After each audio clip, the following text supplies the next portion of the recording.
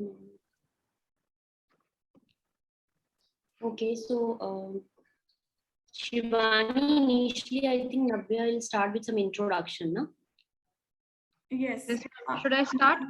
Yes, Navya. So, hello and good evening, everybody. I would like to welcome everyone to the launch of Curia's mental health chatbot. And thank you for taking out the time and being here today. In honor of World Mental Health Day, Curia is launching its mental health chatbot. Mental health is a proverbial elephant in the room that no one wants to address. India is on the verge of a mental health epidemic, yet no one would hardly find a public discourse on ways to prevent it or treat it. Don't we all agree? There are hardly any steps being taken at the scale required to manage the increasing number of people with mental health issues. COVID-19 is to blame for the massive spike in the number of cases. The isolation because of lockdown, fear, and uncertainty due to job cuts and general discomfort due to the inability to control several aspects of life has triggered severe mental trauma in people across the country. The issue is even more complicated by the fact that no one has any idea when things will ever return to normal, if at all. There is a huge gap in the treatment that should be available and of the help available at hand, easily and cost effectively. Even in developed countries, the ratio of psychiatrists, social workers, and mental health nurses to patients is 1:10,000. Technology companies have developed artificial intelligence applications for mobile phones that aim to be the first line of support for mental health patients, yet provide privacy and anonymity. This can also bring down the cost of psychiatric diagnosis and treatment. Chatbots have the potential to be useful tools. Timely interventions by the chatbots with patients can help to manage mental health conditions. This is mainly done by changing the way they think and behave by encouraging patients to reframe their negative thoughts into positive ones by deploying natural language processing and clinical expertise. This helps to curate a therapeutic experience for the end user. Chatbots can effectively achieve early interventions and a primary diagnosis of mental health disorders. Therefore, Curia is launching a mental health chatbot. It is a voice assisted chatbot and it will be available for you 24/7.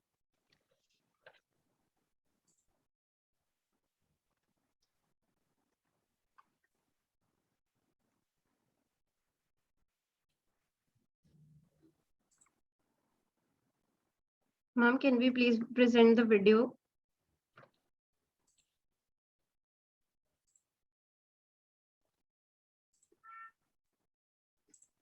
Cruya Aspects Health Solution Private Limited is Greater Noida-based health tech startup.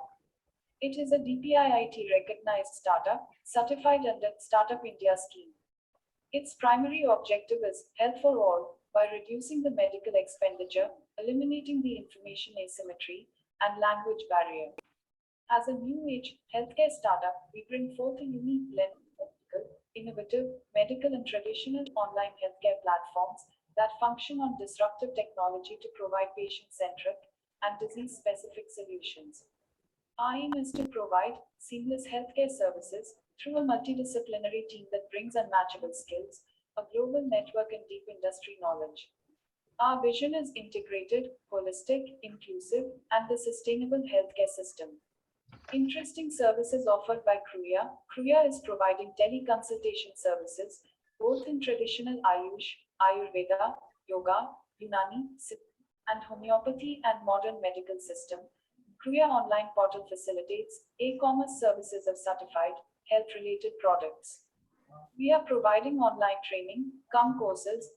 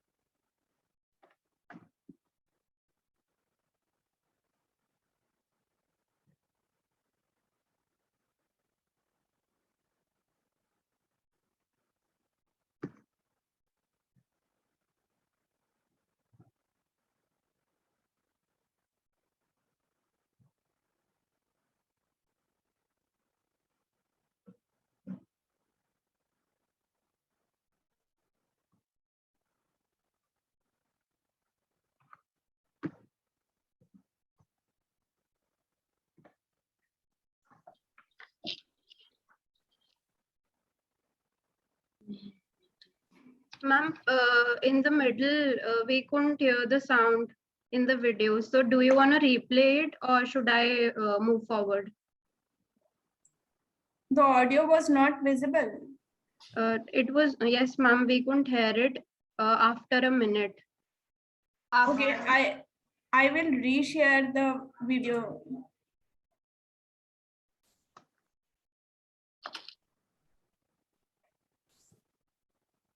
Kruya Aspects Health Solution Private Limited is Greater Noida based health tech startup. It is a DPIIT recognized startup certified under Startup India scheme. Its primary objective is health for all by reducing the medical expenditure, eliminating the information asymmetry, and language barrier. As a new age healthcare startup, we bring forth a unique blend of technical, innovative, medical, and traditional online healthcare platforms that function on disruptive technology to provide patient centric and disease specific solutions. Our aim is to provide seamless healthcare services through a multidisciplinary team that brings unmatchable skills, a global network, and deep industry knowledge. Our vision is integrated, holistic, inclusive, and the sustainable healthcare system. Interesting services offered by Kruya. Kruya is providing teleconsultation services both in traditional Ayush, Ayurveda, Yoga, Unani, Siddha, and homeopathy and modern medical system. Kruya online portal facilitates e-commerce services of certified health-related products. We are providing online training, courses, internships for technical and non-technical domain. So, why stop at just one thing when one website can provide everything? Kruya is your trusted AI companion. Welcome to Kruya, very first trusted AI chatbot for mental health. At Kruya, we love to help each and everyone at all lengths possible. That is why we are taking our first step towards an AI chatbot that would always be there to help you, guide you towards positive mental and physical health. As we all know how much mental health is important, being positive or peace of mind, that is what we all ask for. And if your mind stays positive and healthy, then so will your body. Here are some benefits of positive mental health. It may improve your mood, reduces the feeling of stress or anger, improve your physical health, improve your confidence, help you be more active in your day to day lives. Like I said before, the primary objective of Kriya is health for all, so stay healthy, happy, and positive. Okay, thank you for sharing the video, ma'am. While I introduce you to the speaker, I'd really appreciate if you could just spare a few minutes to answer the poll questions that I'll be sharing just now. Can everyone see the poll questions now? Yes. Okay. So it's a great pleasure for me to introduce our speaker today, Dr. Anita Sharma. She has more than 7 years of experience as a consulting psychiatrist. She has worked in IBHAS and AIMS, and she is also the founder and director of Mind Grace Clinic. Over to you, ma'am.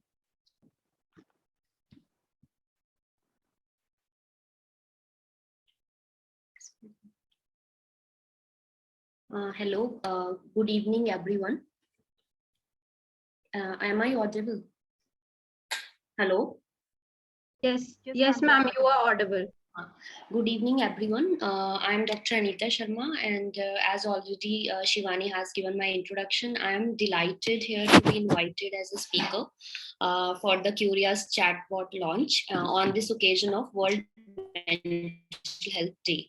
So in this presentation, I'll be speaking about the mental health, its importance, what some statistics about the mental disorder worldwide as well as in Indian context, and also about the COVID-19 pandemic and its mental health issues post pandemic.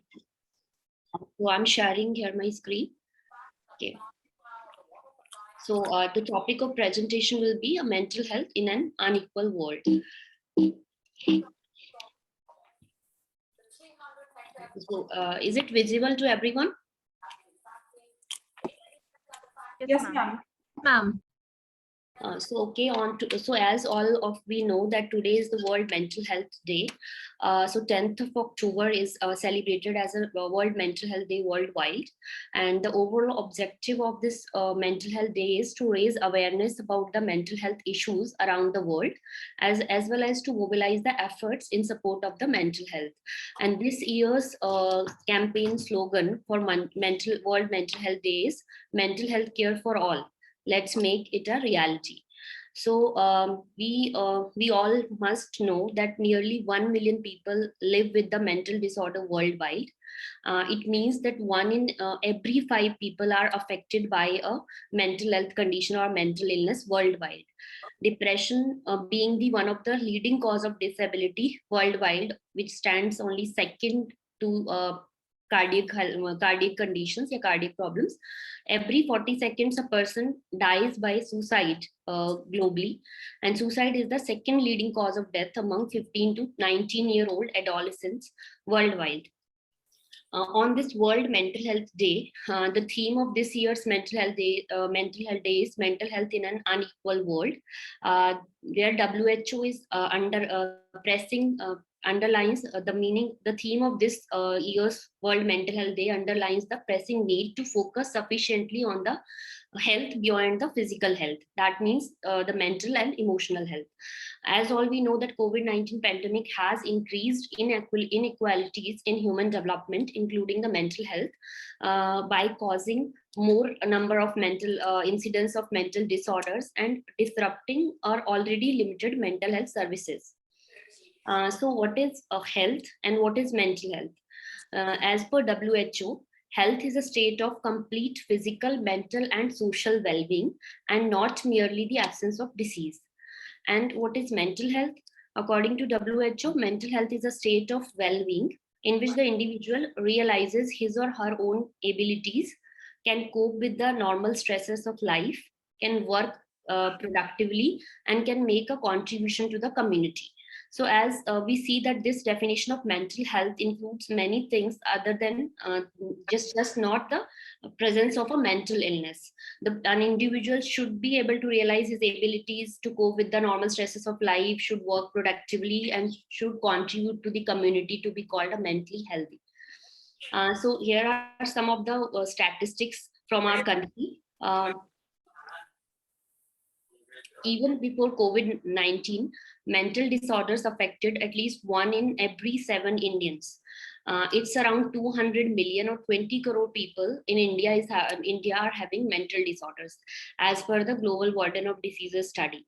Nearly 80% of the Indians who suffer from mental disorders, they do not receive any treatment, as per the National Mental Health Survey. And India accounts for about 1/4 of deaths by suicide globally. Now, how this burden of mental health disorders, that what it costs to our society. These diagnosed mental health disorders like ADHD, anxiety, autism, bipolar disorder, conduct disorder, depression, intellectual disability, schizophrenia, these all mental disorders can harm children and young people's health, their education, their life outcomes, and their earnings. Mental health disorders have other consequences also, like premature mortality. The total burden of mental health problems in India is around 2,443 disability adjusted life years per 1 lakh population. And the economic cost due to the mental health conditions in India is estimated to be around $1.03 trillion, according to the WHO. Now, we'll talk about the resources. We have seen what is the statistics and cost to society due to the mental health conditions. So what are the resources available? Given the magnitude of the challenge, our response is very inadequate. There are wide gaps between the mental health needs and the mental health funding. India's health budget is very low, and even lower budget has been given for the mental health. India has spent only 0.05% of its health budget annually on mental health. So the low budgetary allocation is also reflected in the state of our human resources. So when we look into the human resources in the mental health in India, the total number of mental health professionals, government and non-government in India, are estimated to be around 25,312. And total number of mental health workers per 1 lakh population is just 1.93. And we have per 1 lakh population, we have only 0.29 psychiatrists available, not even one psychiatrist for a 1 lakh population. And as you see, the other specialists, doctors, mental health nurses, psychologists, social workers, occupational therapists, all these are even low in numbers. Now, after looking at the statistics, resources, as well as world our cost to the society, we'll look into the mental health issues during the COVID-19 pandemic. The WHO has declared COVID-19 as a public health emergency, as we know, on 30th of January. This COVID-19 pandemic has affected over 210 million confirmed cases and more than 45 lakh deaths globally till date. Mental health concerns and treatment will take a backseat when the limited number of resources will be utilized for the pandemic containment. So COVID-19 itself, other than this, that the mental health issues will not be that important during this pandemic containment, because all resources will be directed toward dealing with the pandemic. This illness itself can also cause some neurological and mental disorders, according to the WHO. A survey by Indian Psychiatric Society has noted that the pandemic has affected the mental health of 20% more people. And the risk of post-traumatic stress disorder in the aftermath of pandemic also is a huge challenge for the health system of the country. As we know, because the healthcare system focuses majorly on the emergency services. Due to that, the individuals suffering from other mental health disorders, substance abuse, and dependency disorders, they won't be able to take their treatment and will suffer. Along with the stigmatization of frontline workers resulting from the fear of getting infections from them have surfaced across the world, leading to the mental health illnesses, anxiety, depression among frontline workers. Another factor is economic fallout or forecasted recession has led to the worst global economic crisis. That is also another added stressor for the population. The major mental health issues that have been reported during the COVID-19 pandemic are stress, anxiety, depressive symptoms, insomnia, denial, anger, and fear globally. A recent article published in JAMA Psychiatry suggests that COVID-19 may lead to increased risk of suicide because the grief and depression that results from the loss of loved one, anxiety and panic that is due to the uncertain future, and financial turmoil, that all can lead the individuals to take these extreme steps. An Indian newspaper article published in May 2020 revealed that suicide was the leading cause for over 300 non-coronavirus deaths reported in India during the nationwide lockdown.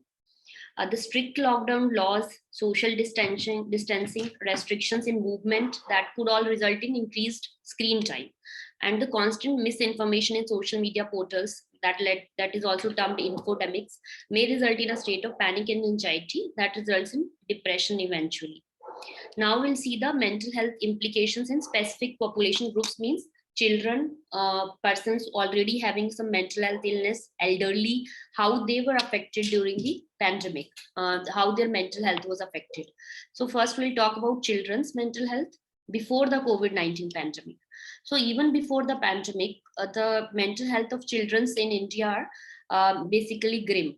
More than 1 in 7 adolescents aged 10 to 19 is estimated to live with a diagnosed mental disorder globally.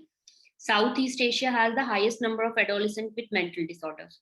In India, children with mental health conditions are mostly undiagnosed and they are hesitant to seek help. According to the Indian Journal of Psychiatry 2019 study, even before the pandemic, at least 50 million children in India were affected with mental health issues, and 80 to 90% of them have not sought any support. Now, the mental health impact of COVID-19 in children and young people. This was a statistics before COVID. Now, past COVID, in UNICEF survey across 21 countries, only 41% of young people in India said that it is good to seek support for mental health problems, as compared to 83% from other countries. Now, a survey by UNICEF which was published in the State of the World's Children 2021 publication, found that around 14% of 15 to 24-year-old in India, or 1 in 7, are reported feeling depressed or having little interest in to the pandemic, the disruption to routines or education and as well as recreational activities concern for families' income and health, that those were the major factors that were leading young people feeling afraid, angry, and concerned for the future. Over 286 million children up to grade 6 were out of school in India between 2020 and 2021, as per UNESCO. Only 60% could access digital classroom. Many would not be even able to continue their education as per the UNICEF's Rapid Assessment 2021. And the National Commission for Women received an overwhelming number of complaints alleging the domestic abuse. And children in such household had also suffered immense trauma that affected their mental health. So there are certain protective factors as well as barriers also during which were noted during this COVID-19 pandemic, like loving caregivers, safe school environments, and positive pair relationship work as a productive factors for the positive mental health of children. There are still the significant barriers like stigma and lack of funding that prevents our children from experiencing the positive mental health or assessing for the support.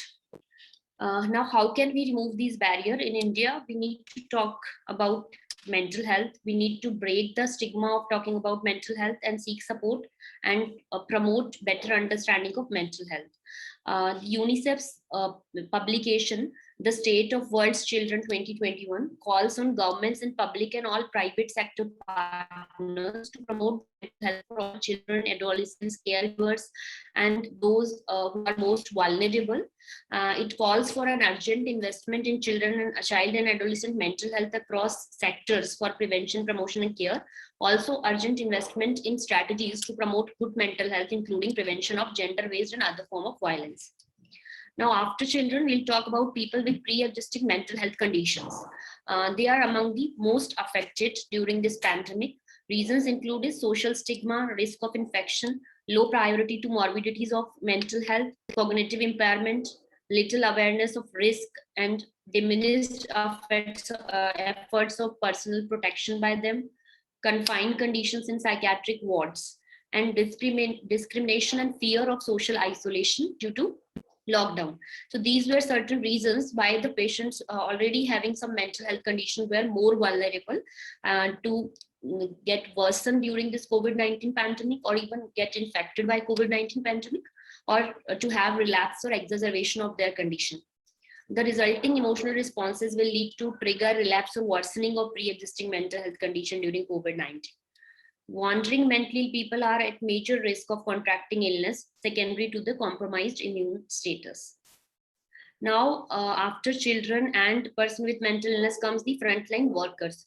Doctors, nurses, community health workers, sanitation workers, policemen, and other voluntary workers across the world have to work under extreme measures during this pandemic. Working under stressful conditions with scarce resources affected not only their personal and family life, but also had placed them in a situation of moral injury, causing them mental health. Moral is a term which has been used originally in the military, and it can be defined as a psychological distress that results from the action or lack of them, which violates someone's moral or ethical code. People with moral injury are likely to experience negative thoughts about themselves or others, as well as intense feeling of disgust, shame, or guilt. Basically, when frontline workers were not able to help to the public due to the scarce resources, they will have this moral injury or feeling of shame or guilt or disgust. These symptoms can contribute to the development of mental health difficulties like depression, post-traumatic stress disorder, and even suicidal ideation. Even the frontline workers, including doctors, were subjected to stigma by community and neighborhoods, and many instances of their eviction and harassment from house owners, violence on duties against doctors at workplace, social isolation, and discrimination also have been reported. Now comes the older people or geriatric population. The sudden and drastic change in the day-to-day routine can be confusing and difficult to cope with for older individuals and quarantined individuals. The geriatric population in India has been identified as a vulnerable group for COVID-19. Over 50% of those more than 60 years of age have at least one comorbidity that puts them at higher risk to contract the infection. And the psychological impact of these populations can include anxiety, stress, or anger. Mental health impact for the older people can be even more worse because they are already experiencing cognitive decline, dementia, social isolation, and loneliness. Also, the progression of disease also tends to be more severe in case of elderlies and leading to the higher mortality. Now we'll talk about the intervention strategies for mental health that were proposed or used during this COVID-19 pandemic. First, we'll talk about the global context. The existing mental health related initiatives that includes guidelines detailing about the mental health and psychosocial considerations during the COVID-19 outbreak were developed by WHO. And those were in a series of messages that were used that can be used in communications to support mental and psychosocial well-being in different target groups during the outbreak. Different target groups could be children, elderly, person with mental illness, as well as frontline workers, like that. So WHO has given some guidelines in its website about in the form of a series of messages like through which we can communicate to different target groups. Some interventions were used by China, where the pandemic were first reported were expert teacher coach intervention, in which they were frequently issuing guidelines for emergency psychological assistance by their National Health Commission of China. Then they have used applications like WeChat based survey programs, online education using WeChat, Vivo, and TikTok. Artificial intelligence based tree hole rescue has also been utilized to combat the mental health concern, and in China, and that could be incorporated in other countries like India. This tree hole rescue is basically artificial intelligence based software that is working with the suicide prevention, in the area of suicide prevention. Then in Singapore, the Ministry of Health have kept the public aware of the progress of outbreak with the regular news broadcasts and announcements on social media. Social media channels have been also set up by the state to curb the spread of false information or fake news. In Italy, also many independent, mainly online initiatives have been established to provide psychological and psychiatric support to the health professionals and lay people, such as non-CA solo, which is like you are not alone, which means you are not alone, and some Resilienza COVID-19, that is about resilience COVID-19 projects. Therefore, the intervention strategies taken up by these higher income countries may not necessarily be effective in the context of India or other low income countries. Now we'll talk about the Indian context. What were the intervention Indian government or in India were used during the pandemic in the area of mental health? In India, there is the Mental Health Care Act 2017, which provides for access to the mental health care as a right. And there is a national mental health policy also that guides the national mental health program, and a national task force also for the finalization, implementation, and monitoring of the psychosocial action plan for COVID-19 is at work. Ministry of Health and Family Welfare has also released guidelines for prevention activities to address the mental health issues. A national psychosocial or behavioral multilingual helpline, Kiran, has also been set up, and in which any person who is in need of help can call and have online counseling sessions and seek a mental health support. The Manodarpan initiative under the Atmanirbhar Bharat Abhiyan provides psychosocial support to the student community and related family members and teachers to ensure their well-being during COVID-19. The Ministry of Health and Family Welfare, Government of India has also issued toll-free helpline numbers for behavioral health, or a psychosocial toll-free helpline number that can be used for anyone needing mental health assistance. A list of videos, advisories, and resource materials on coping stress during COVID-19, yoga and meditation advice, taking care of the mental health of vulnerable groups have been also provided in the Ministry of Health Family Welfare web portal. NIMHANS, Bangalore, AIMS, Indian Psychiatric Society, they have also taken up independent responsibilities to promote and manage mental health issues during the COVID-19 pandemic in the form of online services and telemedicine services. Another initiative by Government of India is Arogya Setu mobile application, which is used to connect essential health services with the people of India in our combined fight against COVID-19. The app is also aimed at informing about the risk, best practices, and relevant advisories about the containment of COVID-19. frontline workers fighting this global crisis, also routine support activities should be made available, must be incorporated, or must include a briefing on moral injury. It should also focus on raising awareness of other causes of mental ill health. Apart from these mental health interventions, there are other mental health interventions which have been issued by different states, NGOs, and other organizational bodies.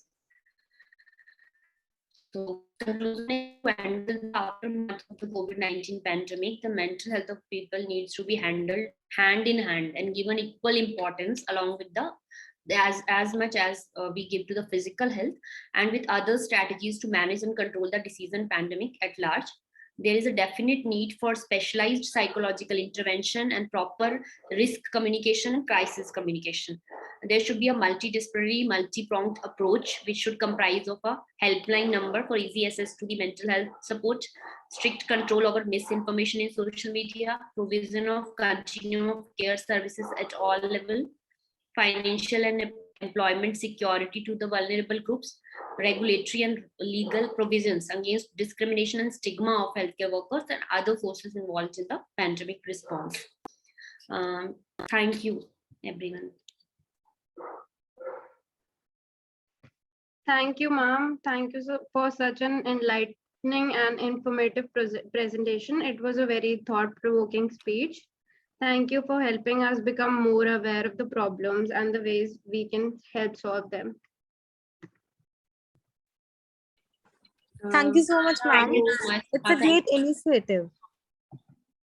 Now, Rishita will talk about the technical part of the chatbot.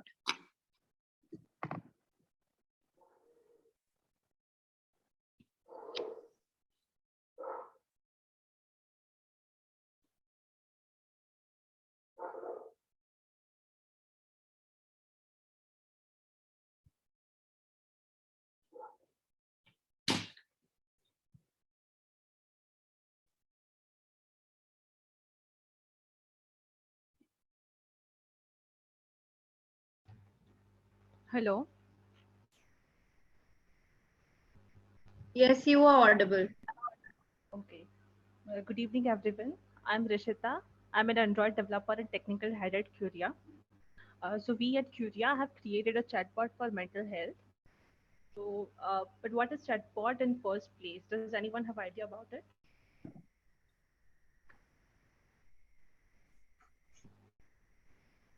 So basically, chatbots are computer programs that perform natural language processing. So what is it? So it is a computer program that can understand our language, our human language, and they can talk and respond humans in the same language they are speaking. So the image is being shown in the screen. It shows that how the chatbot works. So first there is a lot of data, and then insights are derived from the data. These insights are known as knowledge. So now this data and insights are fed to a program and it is trained in such a way that it can respond and talk with humans. So this is how a chatbot works. Now some examples of the chatbot is Google Assistant and Siri. So they are highly intelligent chatbots and they can respond to our queries. Now chatbot addressing mental health issues also work in similar manner. But here the data which is provided or fed to the chatbot is based on the cognitive behavioral therapy data, the CBT data. So it is a type of treatment that helps people to learn how to identify the thoughts that are disturbing them and which kind of thoughts are having negative influence on their behavior and emotions.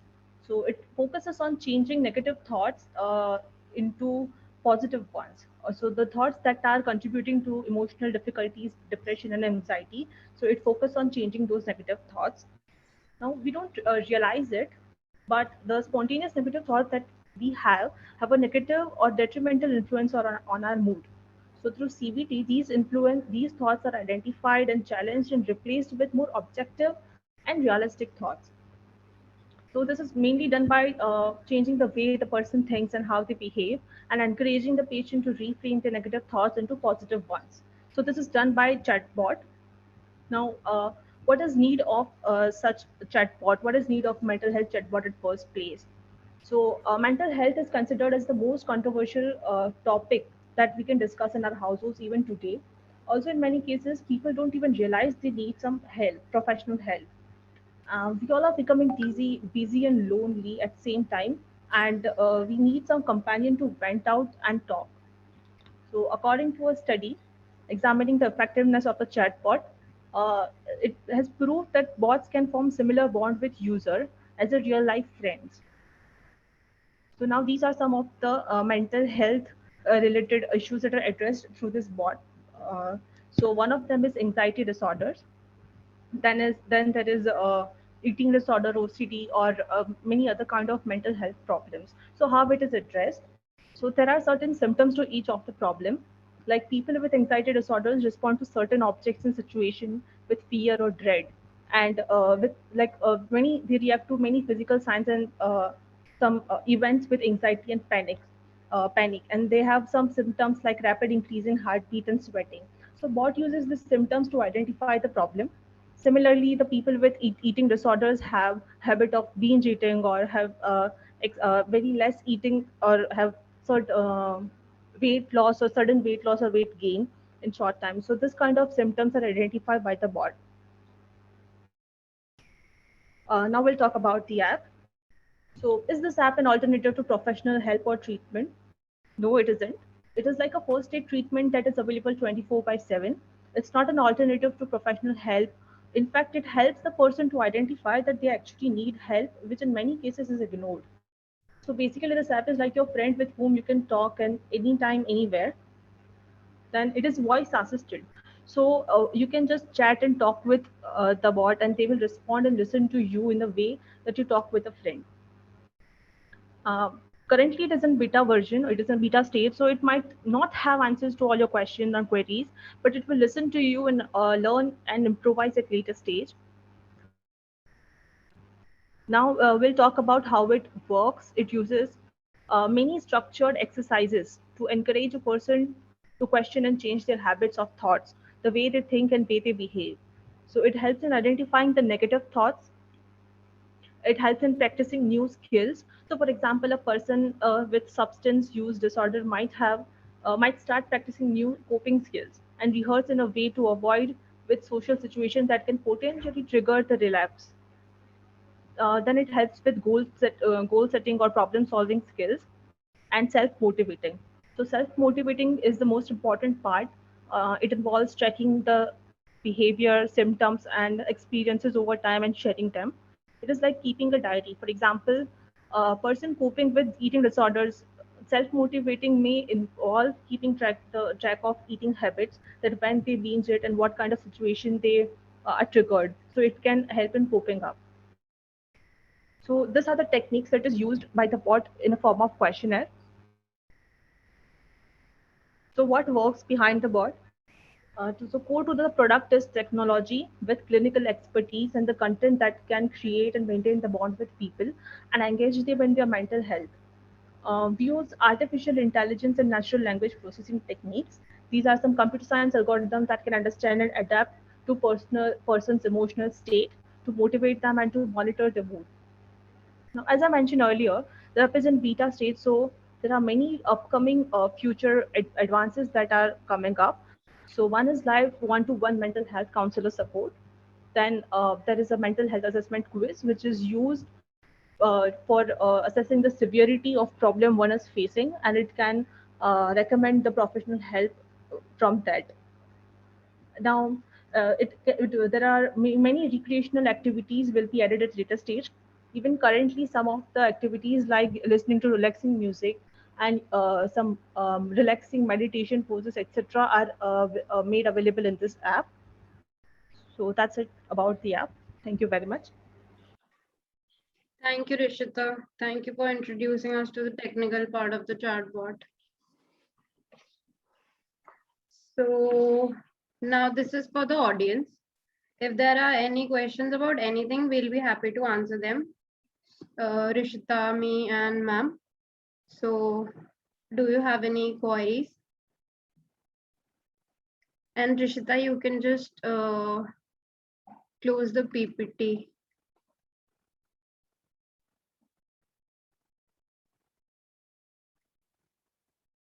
Okay, are there any questions?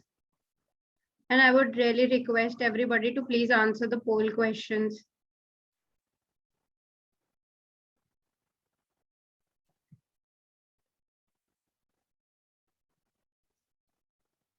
Okay, so I am assuming there are no questions or queries. Ma'am, excuse me, ma'am. Yes, yes, please. I have a small question. Since India is like, most of the teens sometimes don't really try to open up in front of the parents or peers or teachers. So, how this app can help them? Like sometimes they even hesitate to share their basic information with others. So, how do you think this app can maintain their privacy or any information they provide to it?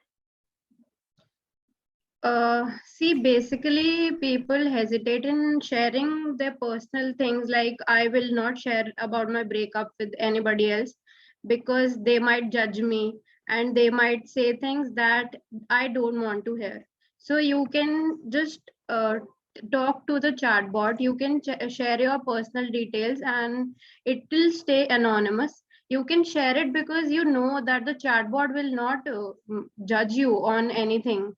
You will be free to share whatever you want to. I would like to add that regarding data privacy, there is no information being collected by the bot or by any way.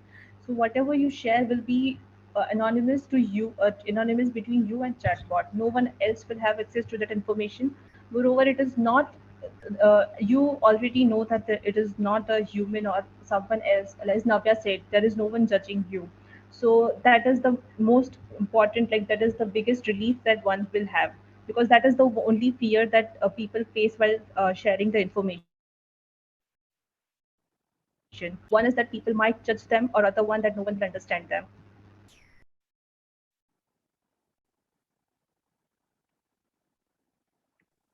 Yes, ma'am. Thank you so much for your answer. Thank you.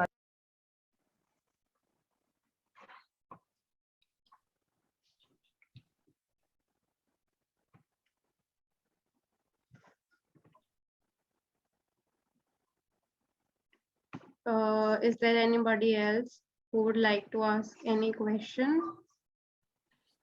or would like to know about the technical part of the chatbot? Anything?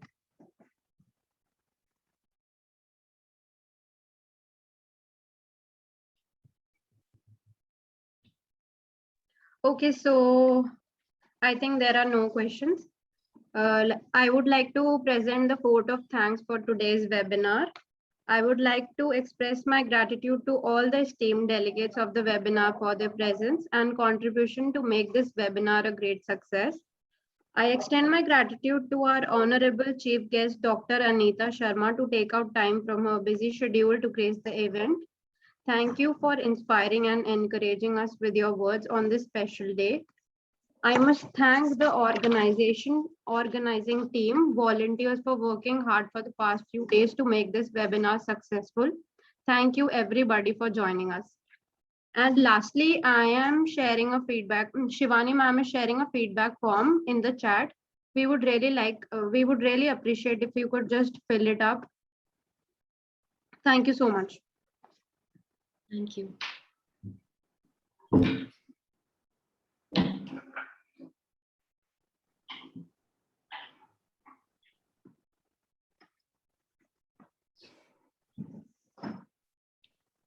Oh, sorry, I just read a question from Anushka.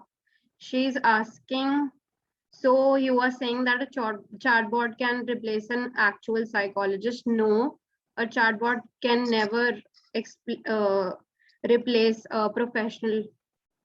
I don't think so. The chatbot can only, yeah.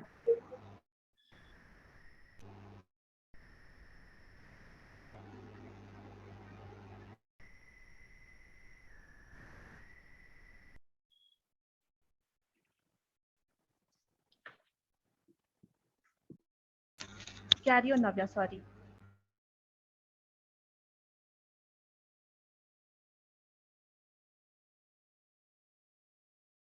Hello.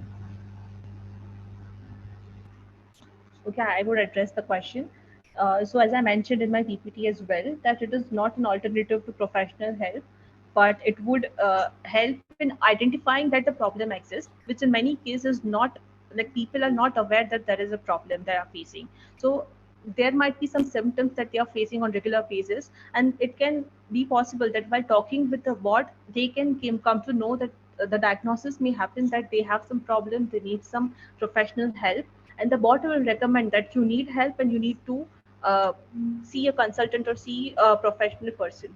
So it will not replace the professional help, it can't, but it will even bring the person closer, one step closer to taking the professional help.